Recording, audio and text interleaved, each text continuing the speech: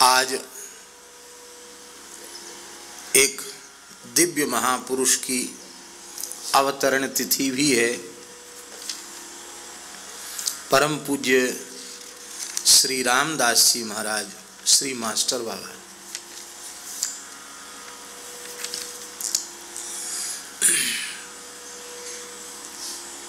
जो भी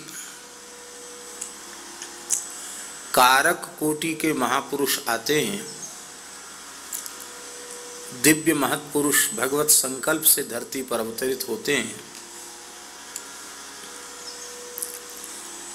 भगवत स्वरूप ही होते हैं, तो उनके साथ भी एक परिकर जाता है। किसी भी चरित्र को देख लो, शंकराचार्य भगवान प्रकट हुए तो एक दिव्य परिकर उनके साथ, उनके समर्पित सहयोगी के रूप में आया।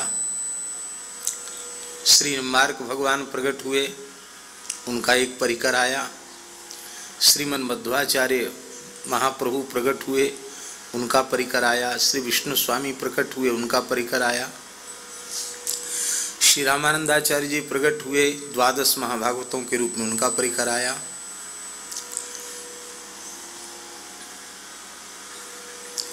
श्री चैतन्य महाप्रभु प्रकट हुए तो पूरा परिकर चैतन्य लीला में, चरित्र में देखने को प्राप्त होता है। ऐसे ही पूज्य श्री पंडित जी महाराज प्रकट हुए, ये इसी आचार्य कोटि के महापुरुष हैं। तो पंडित जी के प्रकट होने के साथ उनका परिकर भी आया। उस परिकर में जिनका हमने दर्शन किया है, उनमें परम श्रद्धेय पूज्य बाबा श्री ठाकुरदास जी महाराज, परम श्रद्धेय पूज्य श्री रामदास जी महाराज मास्टर बाबा, और वर्तमान में मुखराई में बाबा श्री माधवदास जी का दर्शन तो हम लोग कर ही रहे हैं। और भी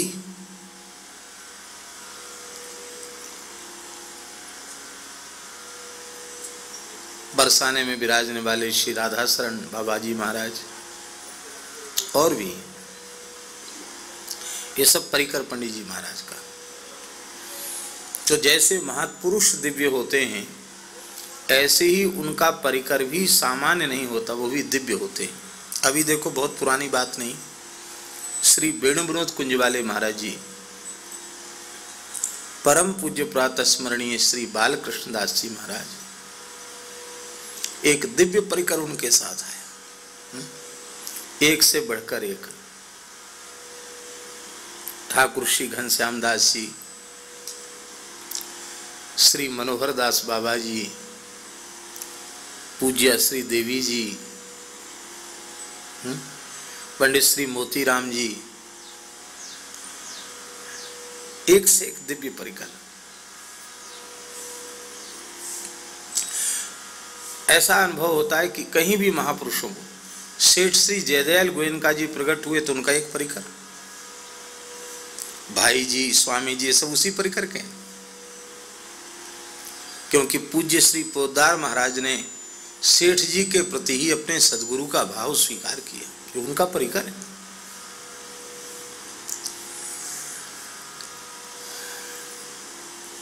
पर ये उन महापुरुषों के लिए है जिनके संबंध में देवर्षि नारद जी ने कहा, तस्मिन् तज्जने भेदा भावात्।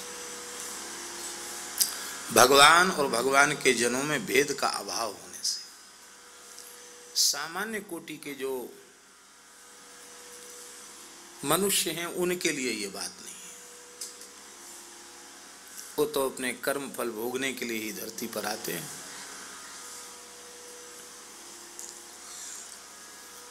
तो आज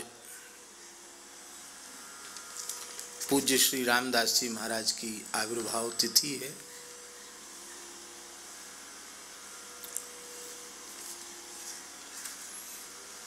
पूज्य बाबा के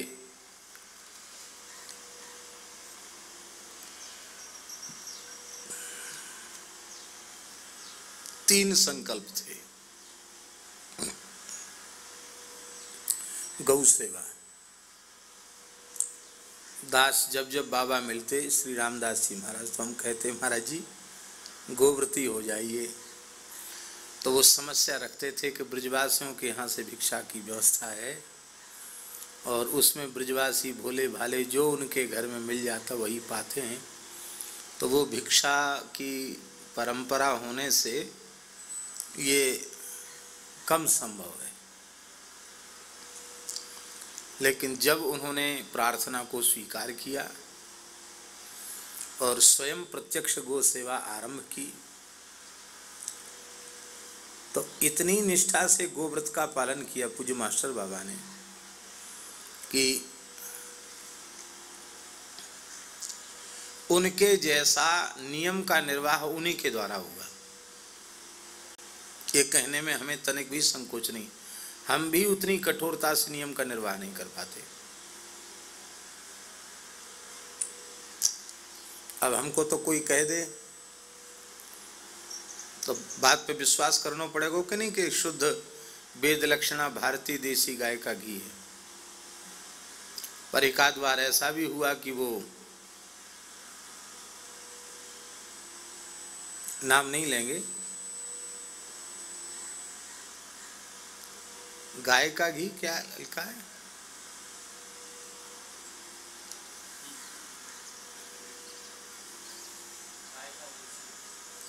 गाय का देसी घी।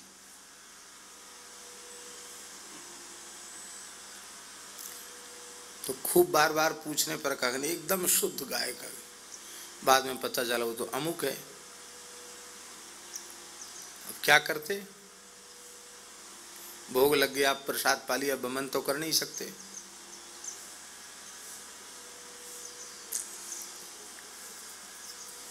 लेकिन बाबा ने पूर्ण निष्ठा से निर्वाह किया। पंडित जी महाराज के परिकर में दो महापुरुष पूज्य बाबा श्री ठाकुरदास जी महाराज पंडित जी के सभी सिद्धांतों का अक्षरशः पालन करते हुए जो प्रत्यक्ष गो सेवा उन्होंने अपने शरीर से की और मन से,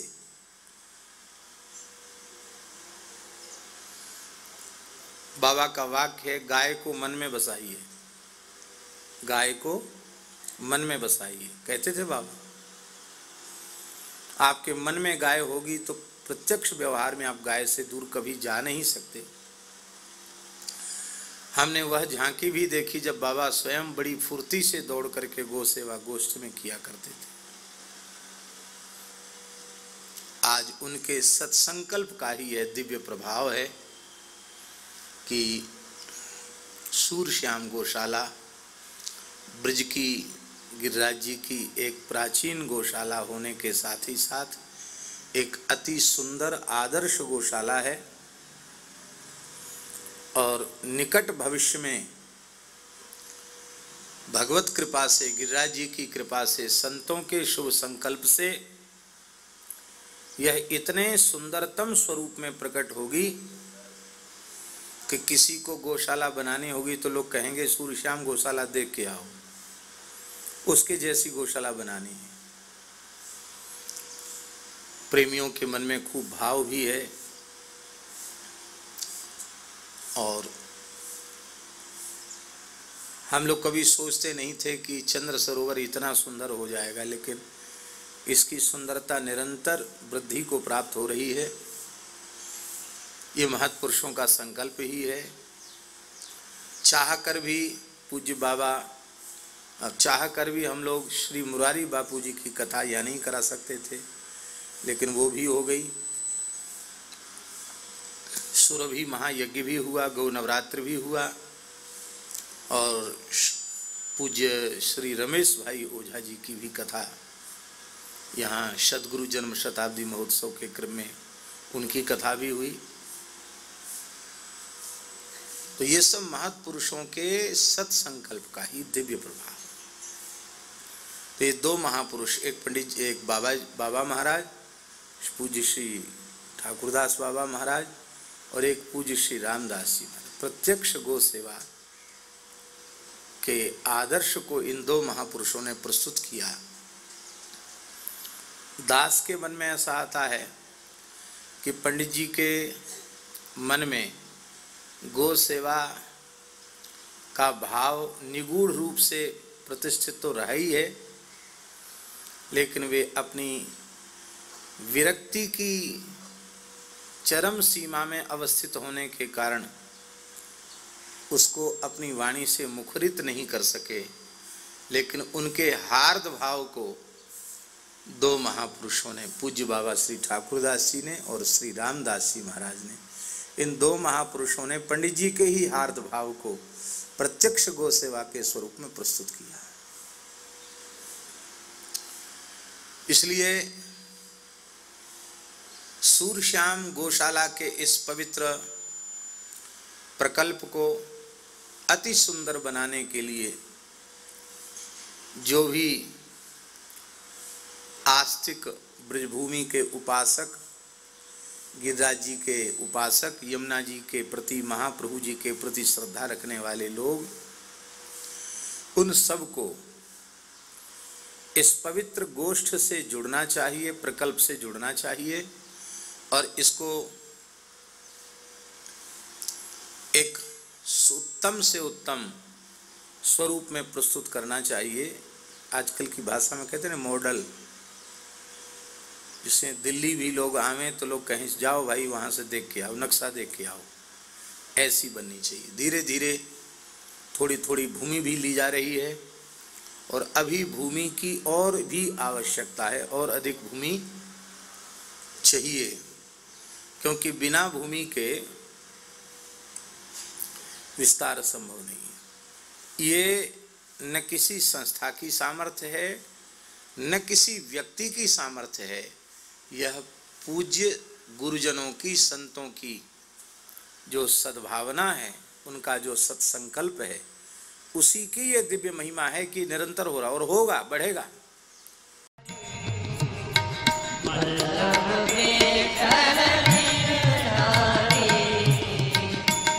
Ram